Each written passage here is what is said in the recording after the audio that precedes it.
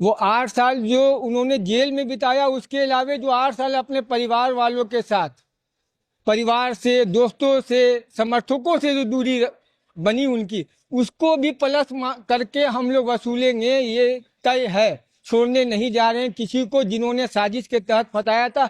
हर साजिशकर्ता को न्यायालय में जवाब देना होगा। अब हम लोगों का प्रयास है कि अब उन लोगों की बारी है कि हम लोग किसी तरह उन लोगों को भी जेल भेजें।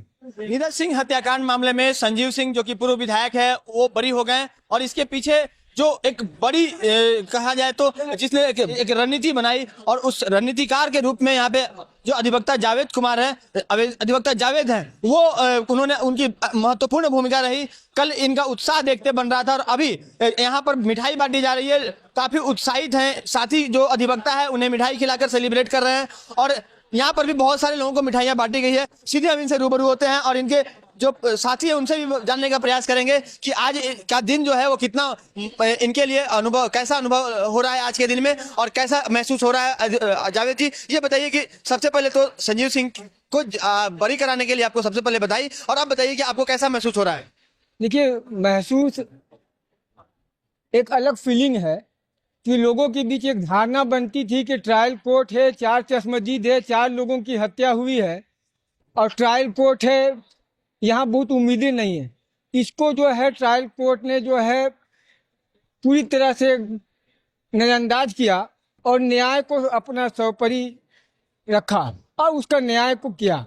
इसलिए हम लोग ज़्यादा इसको लेके जो है उत्साहित है कि ट्रायल कोर्ट ने जो है, न्यायालय ने जो है न्याय किया, सही विचार। उन्होंने जो एप्रिसिएशन किया, जो जुडिशल माइंड अप्लाई किया माननीय न्यायाधीश ने, वो बहुत बेहतर है। वो आने वाले दिनों के लिए एक नज़ीर है। और कल की जो खुशी थी, आज हम लोगों की वो खुशी दुगनी हो गई। हम लोगों ने 20 अगस्त को एक याचिका लगाई थी धारा 340 सीआरपीसी के तहत कि इस केस के अनुसंधानकर्ता जो हैं उन्होंने इन्फॉर्मेंट के साथ मिलकर फर्जी दस्तावेज करके सो कॉल्ड आदित्य राज नामक व्यक्ति को घटनास्थल पे जो है एप्रेस दिखाने के लिए उनका फर्जी सीडीआर बनाया था और झूठी गवाही दी। जो अभिलेख में वो बातें नहीं थी, उसके बावजूद उन्होंने ओथ लेकर बीइंग ए पुलिस ऑफिसर झूठा गवाही दे रहे थे। मंशा साफ थी, किसी तरह भी संजीव सिंह को फंसाना था। उस याचिका को माननीय न्यायालय ने स्वीकार करते हुए अनुसंधानकर्ता और लर्नेड एडिशनल पब्लिक प्रोसिक्यूटर दोनों को जो है नोटिस जारी किया है। ये बहुत बड़ी बात है। मामले में अनुसंधानकर्ता कौन थे? श्री निरंजन तिवारी। यानी निरंजन तिवारी को आप कोर्ट का ट्रायल फेस करना पड़ेगा। अभी कोर्ट ने जब नोटिस कर दिया तो प्रामा फेसी कोर्ट ने पाया है कि इनके खिलाफ मामला बनता है कि कोर्ट में झूठी गवाही देना, झूठे सबूत बनाना, फर्जी दस्तावेज तैयार करके एक व्यक्ति का कन्विक्शन लेने का इच्छा रखना, ये प्रथम दृष्टया कोर्ट ने पाया है। तभी संतुष्ट होकर न्यायालय ने जो नोटिस किया है। एक बात और जानना चाहेंगे, चूंकि 8 साल 4 महीने लगभग जेल में रहे विधायक संजीव सिंह, तत्कालीन विधायक संजीव सिंह, तो ये जो पीरियड था उनके लिए कहीं ना कहीं कष्टदायक था। काफी आप लोगों ने इसके लिए फाइट किया, तो उसका भी कुछ हिसाब किताब होगा क्या? जरूर होगा, इसको हम लोग नजरअंदाज नहीं करेंगे। और 8 साल का नहीं होगा, वो 8 साल जो उन्होंने जेल में बिताया, उसके अलावा जो 8 साल अपने परिवार वालों के साथ, परिवार से, दोस्तों से, समर्थकों से जो दूरी बनी उनकी, उसको भी प्लस करके हम लोग वसूलेंगे, ये तय है। छोड़ने नहीं जा रहे हैं किसी को जिन्होंने साजिश के तहत फंसाया था। हर साजिशकर्ता को न्यायालय में जवाब देना होगा। अब हम लोगों का प्रयास है कि अब उन लोगों की बारी है कि हम लोग किसी तरह उन लोगों को भी जेल भेजें।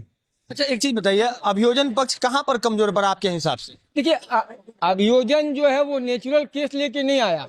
वो केस को संजीव सिंह को फंसाने के लिए और फर्जी गवाहों को एस्टेब्लिश करने के लिए जो फर्जी दस्तावेज तैयार किया, फर्जी गवाहोों को जो प्रोड्यूस किया, यही उनके लिए जो है नुकसानदायक साबित हुआ। उन लोगों को सुप्रीम कोर्ट के चीफ जस्टिस ऑफ इंडिया की अध्यक्षता वाली 3 सदस्यीय खंडपीठ ने जो जमानत देते हुए टिप्पणी की थी, उन लोगों के लिए वो इशारा था, वो इशारा नहीं समझ पाए।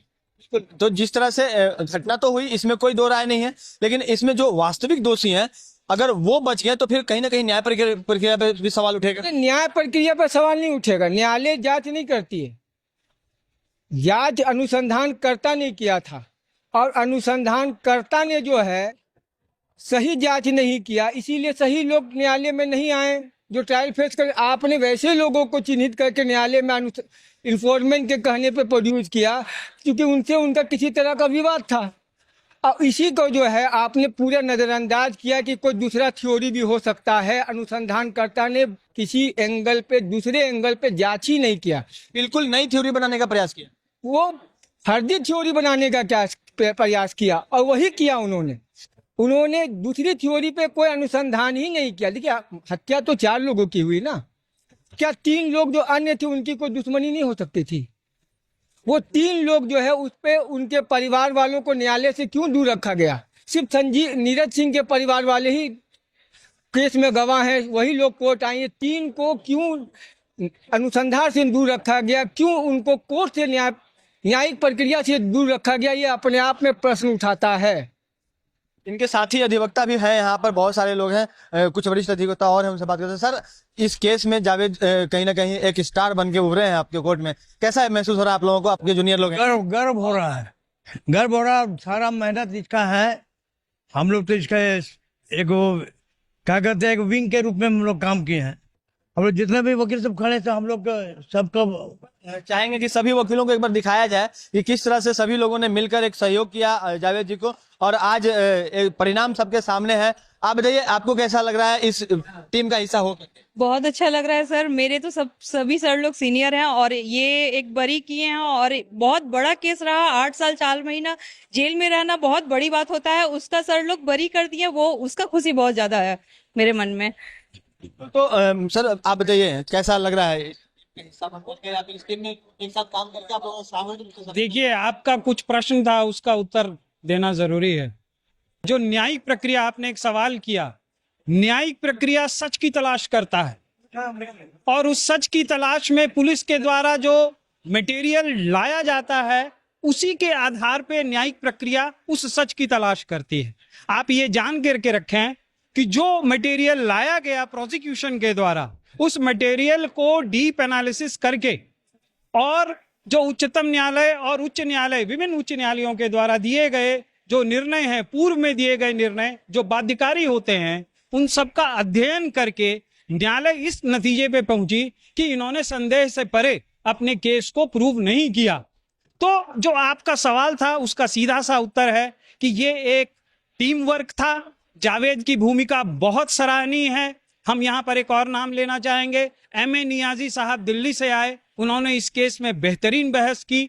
और लेकिन जो ट्रायल के दौरान जो डिफेंस की ओर से जो प्रयास किया गया, जो क्रॉस एग्जामिनेशन किया गया, जिस तरह से एग्जिबिट्स लाए गए, जिस तरह से प्रावधानों के एक एक प्रावधानों के सूक्ष्मता से उसका इस्तेमाल किया गया, वो कानून के विद्यार्थी होने के नाते हम सबों के लिए अनुकरणीय है। ये देखना है कि क्रिमिनल ट्रायल कैसे चलता है।